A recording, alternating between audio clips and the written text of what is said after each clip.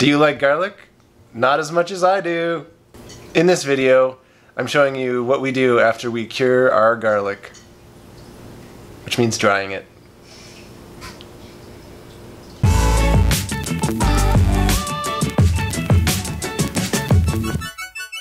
Our garlic plants are dry finally. They took a little longer to dry this year. The stems are pretty wide, so it seems like there's just a lot of moisture in there, and we left them up a little longer than we normally would. Our basic technique for drying is we've got these cables that we hooked up in the sitting area, just so like this spot never gets any moisture, right? And we just tie the garlics in clumps and then hang them up there.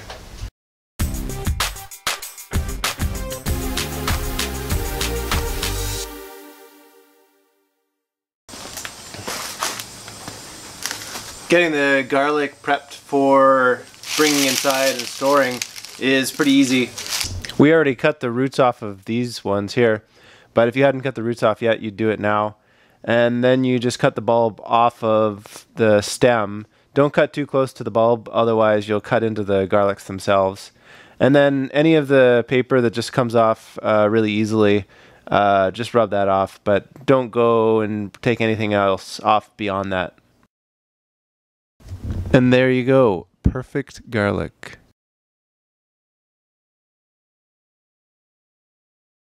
There's the final product. So now the emotionally challenging part is you have to go through and take all the best cloves that are in the best shape, and preferably the ones that have the most cloves in them. So this is a really good one here. And put these aside for your seed garlic for next year.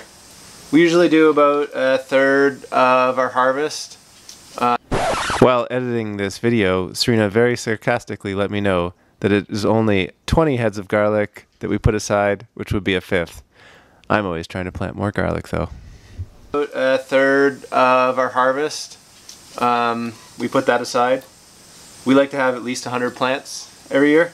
So now I'm going to go through and find all the best ones, and I'll put them in a separate pile. And then we had like a little worm that was getting into our garlic this year. So some of the heads, like this one here, I took out all the rotty cloves, but some of them had gotten some damage. So something like this I'll put aside as well. And we're making a lot of pesto right now because the basil's going strong. So we make a lot of pesto and we freeze it. And this will be the garlic for that, since it sustained some damage.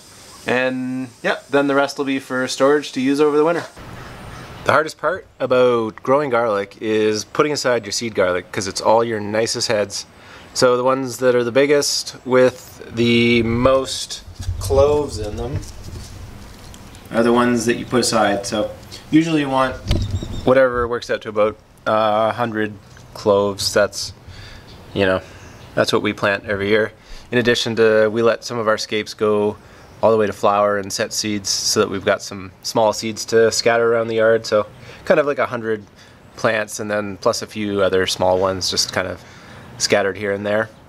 But yeah, it's kind of hard because these are all the nicest ones. Now if you do have like a big head, but it's only got like 4 cloves on it, then maybe that's a better one to eat than to put into the ground. But if it's a big head and it's got like 10 cloves, then that's exactly what you're looking for, right? Because that's 10 more plants. So the more cloves, the better.